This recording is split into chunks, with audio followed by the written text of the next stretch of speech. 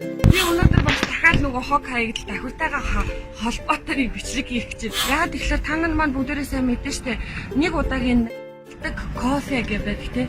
Тэгээ бүгдээрээ энэ кофег уунгуудаа өөртөө сайхан сэргээл тэгэл нөгөө кофений хотыг хайцдаг. Тэгээд нөгөө нэг удаагийнхаа кофеныхаа уудуудыг цуглуулад аваад ирэх юм бол энэ одоо энэ хараад яг тушааж байна.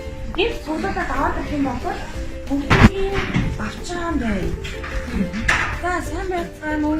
За энэ одоо ямар кофений юу кофений ингээд 10-10-аар нь багссан. Та тушааж байгаа юм байна шүү дээ. Тийм би тушааж байгаа. Хэдийг тушааж байгаа? 50,000 шүү. 5800 би бараа авсан. Тэгээ юудаа боосоо их баярлж байгаа би. Би шинэ 4 өдөр наран тул гатын чи. За 4 өдөр наран гараад өөрөө гээнд нөгөө лампын юм чинь газар хөвчээсэн чи аваад тэгээд энэ айсныг аваад нөгөө 8-аач кофе заадаг хүүхнүүдээ та нар цуглуулж байгаа шээ. Тэгэхээр чи нөгөө чи хайшдаг байхгүй. Тэгээд өөрөө би ууггүй цуглуулаад нөгөө амбаалтаа бүр ингээд төгөөж хураагаал. Тэгээд сая ингээд янзлаад зэгсгээд өвчөрсөн. Хөөх ямар гоё юм те. Хүмүүс юу гэж энэ чи авъя. Одоо эн чин байгаль таягдвал хортой штэ буцаагаа тушаагаа сайхан бас мөнгө олох чи гэж хэлэхээр өвч. Тэгээд боломжийн зүгээр энэ чи яста болдог санаа байна гэдэг хүмүүс арай. Зүгээр хоосоо уутыг хүмүүс олон зихэн биздээ тий. Тийм штэ. Тийм. За. Тэгээд байг цуглуулж. Танах ч одоо хизээс эхлээд ийм юм эхлүүлж бай. Сая манайх 11 сарын 10-наас эхлээд 12 сарын 10 хүртэл 1 сарын явагдаж байгаа. Нэгхэн сарын юм уу? Тэг үргэлжлэхгүй юу? Ер нь одоо яг цаашдаа өргөжл байх жил нэг удаа л явагдах. Тийм үү. За. Энэ ихчлэхээс 50 гаруй мянган ширхэг тушаасан гэж юм тий. Энэ хизээ эхэлсэн гэлээ? Сая 12 сарын 10-наас эхэлсэн. 11 сарын 10-наас эхэлсэн. 11 сарын 10-наас эхэлсэн гэхээр энэ хугацаанд нийт хичнээн ширхэг кофений гэлгүүр цугларч байгаа. Энэ бас нэлээд их шүү ах шиг тий. Ингээд. Энэ одоо тал нь нийтээр нь 150 мянган ширхэг. Өөх тийм үү 150 мянган ширхэг кофений нөгөө гэлгүүр хаягдах, хөрсөн тоо хаягдаж, хордох, босдох тэр одоо муухай үйл явцыг нь таслан зогсоож чадсан байна. Бусад хүмүүстэй хамтдаа таас мэдээлэл өгөөч. Яаж хаанаас яаж тушаа яах вэ? За манайх 11 сарын 10-наас 12 сарын 10 хүртэл сарын аяа явагдаж байгаа. 3 газар авч байгаа. Нэг нь Намтууд 233 контейнер, нэг нь 5 сарын игчин худалдааны төв.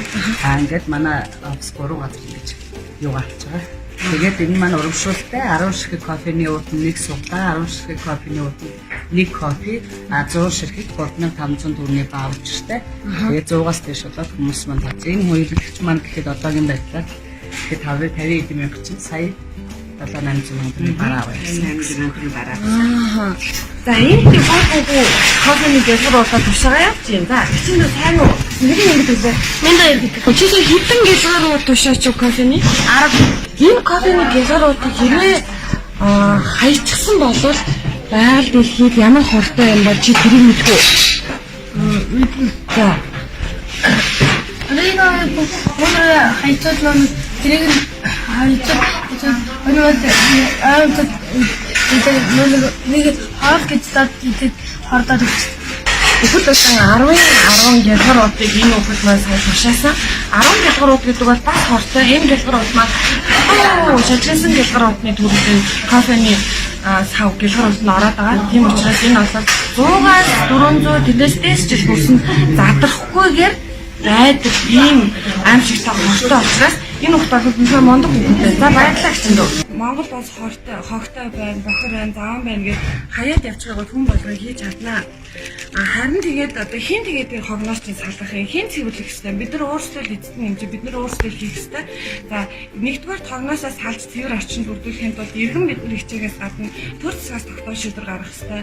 За гуравдугаар мэдээж одоо яг энэ харагч боосоо шүү дээ. Бооса компани шиг энэ импортлогчд болоод үйлдвэрлэгчд маань оролцох хэрэгтэй. Ингээ гурван талаас хамтраад ичих юм бол өнөхөр хогноосоо салах бүрэн боломжтой юм байна. Сая 11 сарын 17-нд энэ одоо би санаж сангийн сайд болоод байгаль орчны сайдын хамтарсан тушаал гарсан. Энэ тушаал дээр үйлдвэрлэгч болоод импортлогчд ямар нэгэн бараа бүтээгдэхүүн оруулж ирлээ гэхэд сав баглаа болон байгаль хортой ахын болоод ирээдүйд сав баглаа бодлоо цуглуулах болоод тээвэрлэх дахин боловсруулах үйл явцыг нь хариуцна гэсэн ийм тушаал шийдвэр гарсан байна. Тэгэхээр энэ тушаал шийдвэрийг хэрэгжүүлэх хамгийн ихний одоо түүчээ болж байгаа Бооса компани гэж би бол анзаараад байна. Монгол улс маань хоггүй бүгдээрээ ангилдаг.